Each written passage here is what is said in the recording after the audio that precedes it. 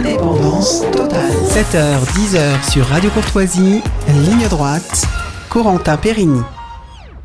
Alors vous le savez, on en a déjà parlé sur notre antenne, le gazoduc qui doublait Nord Stream 1, Nord Stream 2, qui a amené le gaz russe jusqu'en Allemagne, a explosé le 27 septembre dernier. Alors tout de suite, les médias ont appelé à de la prudence, tout en émettant l'hypothèse que la Russie aurait pu se saboter elle-même. Alors pendant un an, le quotidien allemand Der Spiegel et le gouvernement allemand ont enquêté et la vérité a éclaté. Les responsables seraient un commando ukrainien à partir d'un bateau de plaisance, un voilier loué à Rostock en Allemagne. Le voilier s'appelle l'Andromeda et puis la croisière a été réservée donc, par une agence polonaise bidon. La gérante est domiciliée à Kiev avec un passeport ukrainien, un passeport roumain, mais avec une photo qui renvoie à une photo d'un soldat ukrainien. Alors, au printemps, on apprend que les services néerlandais avaient déjà prévenu qu'un commando ukrainien dans un bateau de plaisance allait saboter le gazoduc Nord Stream 2. Alors, ils ont retrouvé le voilier, loué le 6 septembre, rentré le 23 septembre au port, et les journalistes ont découvert des marques d'explosifs, et particulièrement des explosifs utilisés pour faire exploser des charges sous l'eau. Voilà, alors, on va en reparler avec Jacques Beau ce matin. Bonjour Jacques Beau.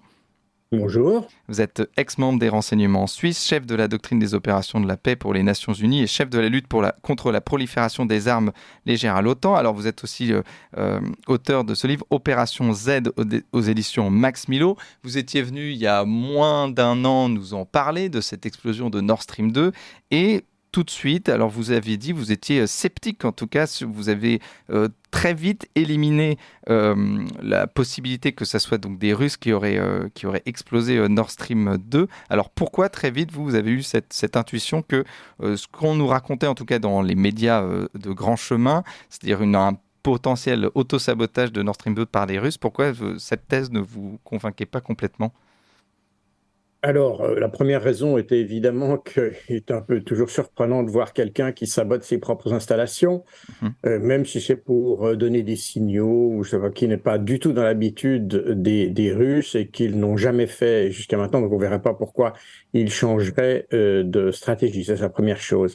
Mais surtout, l'élément le plus frappant, c'est que pour ceux qui ont travaillé avec l'OTAN, savent que la zone de Bornholm, donc c'est la zone qui entoure cette petite île qui est au centre de la Baltique, qui est un passage obligé pour les sous-marins déjà soviétiques pendant la guerre froide et russes aujourd'hui, est un endroit qui est truffé d'électronique. C'est l'endroit le plus surveillé de la Baltique parce que si les sous-marins nucléaires russes veulent rejoindre l'Atlantique et donc menacer les États-Unis, ils doivent passer par Bornholm, qui est vraiment un chenal, si vous voulez, dans la Baltique. Et par conséquent, depuis les années 80, il y a tout un réseau de senseurs électroniques qui unit d'ailleurs déjà la Suède, le Danemark, l'Allemagne, naturellement les États-Unis, et des stations d'écoute électroniques qui aujourd'hui sont télécommandées. Autrefois, il y avait une station d'écoute électronique sur Bornholm.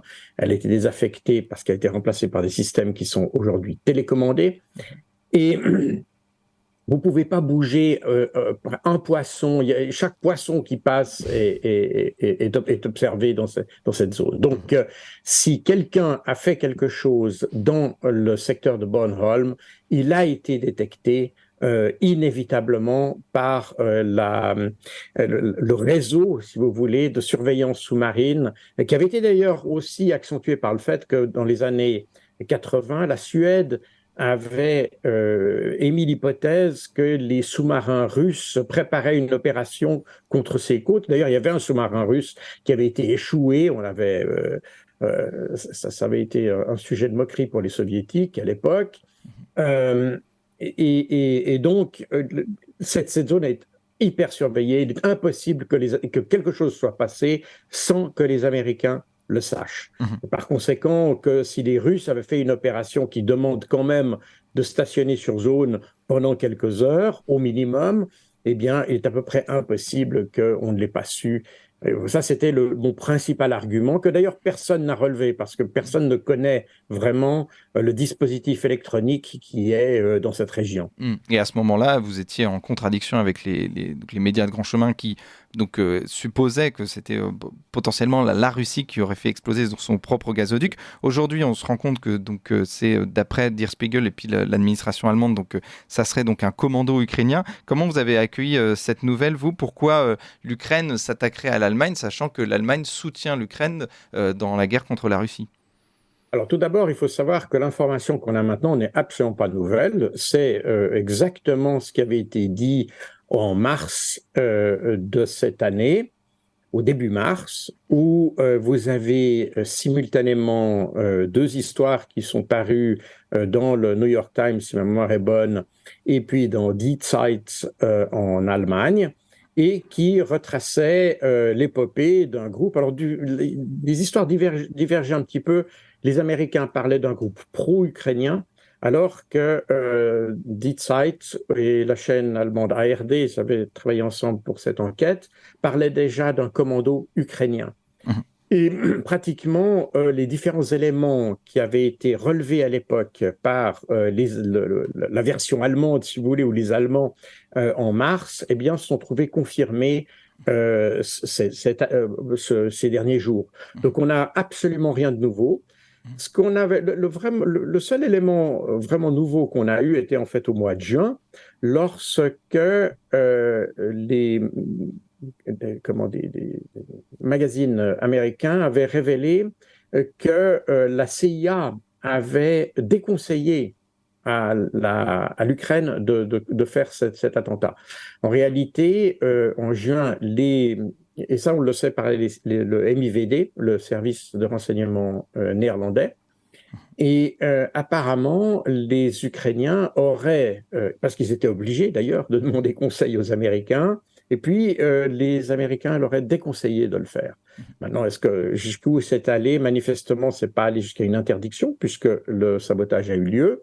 Mais ça veut dire que les Américains étaient au courant, et c'est d'ailleurs ce qu'a dit le New York Times au mois de juin. Donc rien de vraiment nouveau en réalité. La question qu'il faut se poser aujourd'hui, c'est pas tellement si c'est réel, si ça s'est vraiment passé comme ça, ou les détails, on les connaîtra probablement jamais, à vrai dire.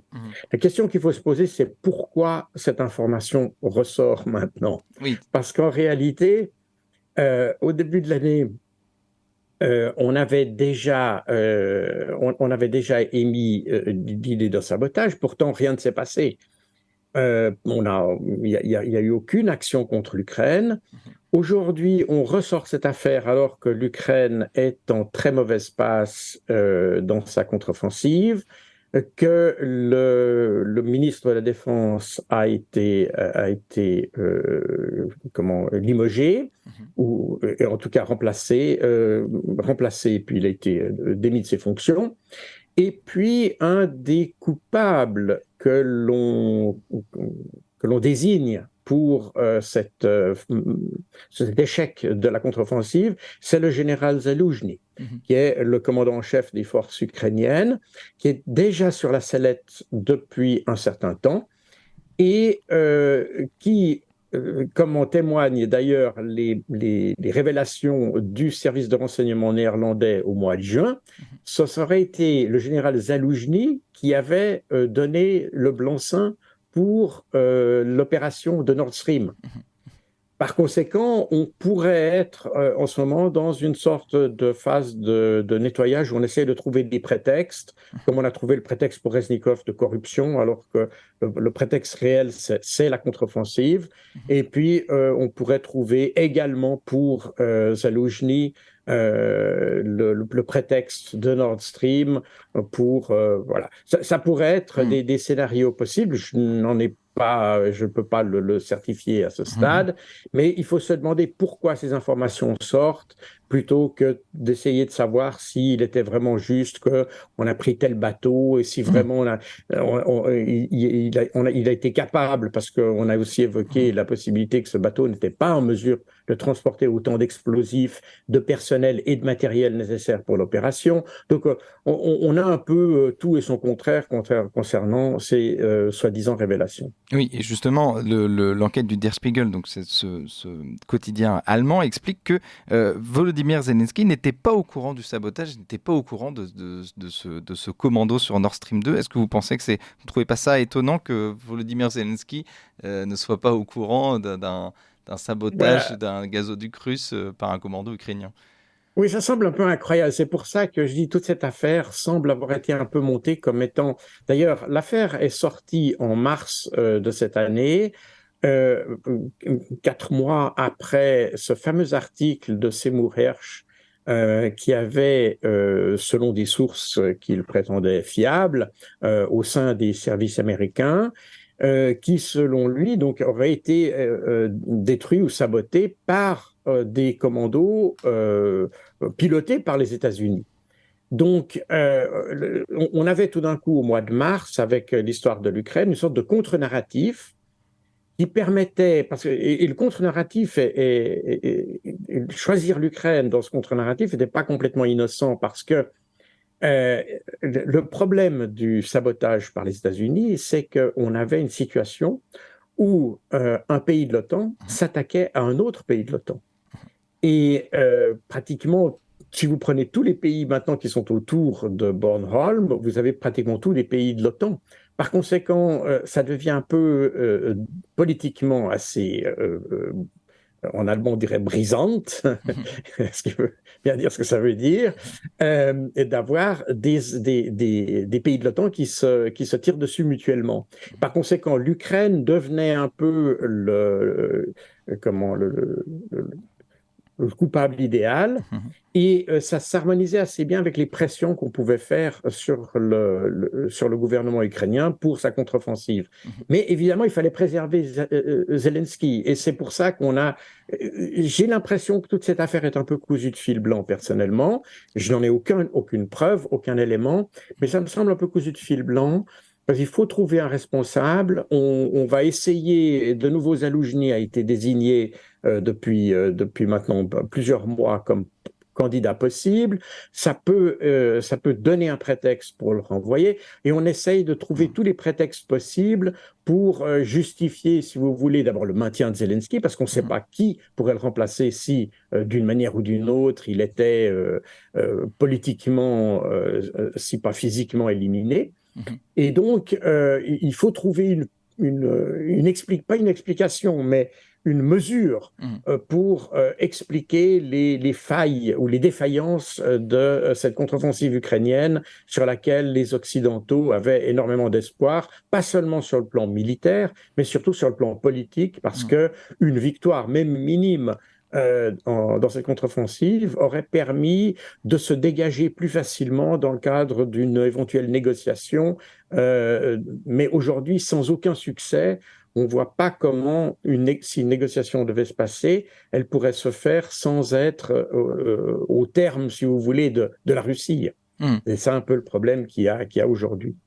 Alors, on nous a expliqué donc que l'Ukraine, en tout cas Volodymyr Zelensky, n'était pas au courant, mais que les États-Unis étaient au courant et avaient fait en sorte de dissuader l'Ukraine d'exécuter cette explosion. Ça encore, c'est un récit qui est étonnant aussi, c'est-à-dire de se dire les États-Unis étaient au courant qu'il y aurait potentiellement une explosion, mais Volodymyr Zelensky n'était pas au courant lui-même. Oui, ben alors évidemment, ça, on revient à ce qu'avaient dit les services néerlandais au mois de juin, où ils avaient dit qu'effectivement, les Américains avaient été au courant, mais avaient déconseillé.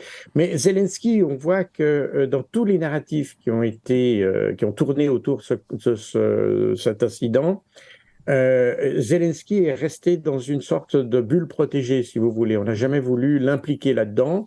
On a impliqué d'autres. Reznikov avait déjà été mentionné, d'ailleurs, le ministre de la Défense, avait été mentionné comme responsable potentiel ou possible de la décision d'aller faire de sauter ça. Parce que, en réalité, comme vous l'avez dit, on imagine mal qu'une action de cette envergure, au niveau politique en tout cas, avec évidemment des retombées économiques, bien entendu, mais surtout au niveau politique, dans un pays de l'OTAN, contre un pays de l'OTAN, avec quand même des moyens conséquents pour la mener à bien, on imagine mal que ça puisse se faire sans une décision assez haut placée, effectivement. Donc, c'est pour ça que Zaloujny serait un bon fusible, si vous voulez, pour cette affaire.